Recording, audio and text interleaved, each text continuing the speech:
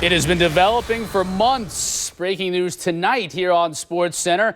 And it looks like Dwight Howard is on the move, a deal that just really came about over the last couple of hours. Howard going to the Lakers, and Denver getting Andre Iguodala, Philadelphia getting Andrew Bynum. Those are really the big parts of this deal. The Magic, Aaron Aflalo from Denver, along with Al Harrington and his contract. So there are the pieces right now in this 4-team deal, and there are some draft picks there as well.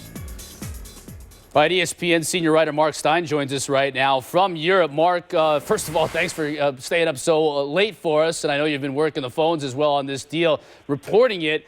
The big piece here is that Pau Gasol, who we originally thought was going to end up in Orlando, now stays in L.A. Were you surprised at that or no? Yeah, I think everybody around the league is surprised to a degree, but the message that the Magic have been giving really since Rob Hennigan, their new GM, has come in there is that they want to stockpile youngsters and draft picks. That's really their goal here. So someone like Gasol, even though to all of us on paper you would think that's the first guy you would want to grab in a deal like this, they're opting for. They're going to get a future first-round pick from every team. They're going to get a a very good young player in Aaron Aflalo. They're going to get young guys from Philly like Vucevic, the big center, and Mo Harkless, who Philadelphia just drafted. Those are the kind of pieces that Orlando is looking for here. They want to go young, get as many picks as they can, and try to rebuild their team Oklahoma City style. Mark, is there any reason, if I'm an L.A. Laker fan right now, is there any reason for me to be anything less than ecstatic about the way this deal went down? Well, I think I remember very well covering in the Olympic summer of 1996 when Jerry West somehow managed to get Shaquille O'Neal and an 18-year-old kid named Kobe Bryant within 3 weeks of each other. This summer isn't quite to that level. I don't know if any team can have a free agent summer like that one, but it's real close. If you can get Dwight Howard, Steve Nash, and not give up Pau Gasol, you had a very, very good summer, and the Lakers' window is flung right back open. Yeah, how do you now see them with an aging Spurs team and a younger Oklahoma City team in terms of how they fit out west?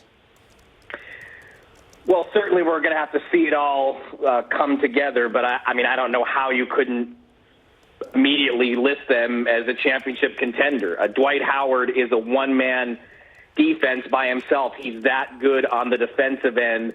And, with Nash and Pau as playmakers and Kobe Bryant as a finisher, they certainly have a lot of pieces. There's going to be questions, obviously, about their age and their bench.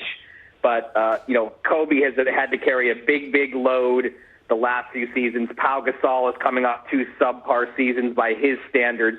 Those guys are going to be rejuvenated by the likes of Nash and Dwight Howard coming in there. So I don't think there's any question. If you go back in history, the Lakers always seem to do this through trades. They just always seem to be able to get elite players in L.A. going all the way back to Kareem when they were able to get Kareem there in the 70s, and they've absolutely done it again.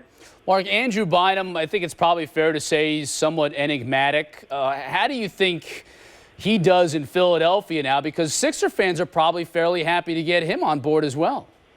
Oh, no question. The Sixers had a very successful season last year, but that was a starless roster. They now have a go-to player offensively, an all-star. Don't forget Bynum grew up not far from the Philly area, so there's going to be a question as far as his future.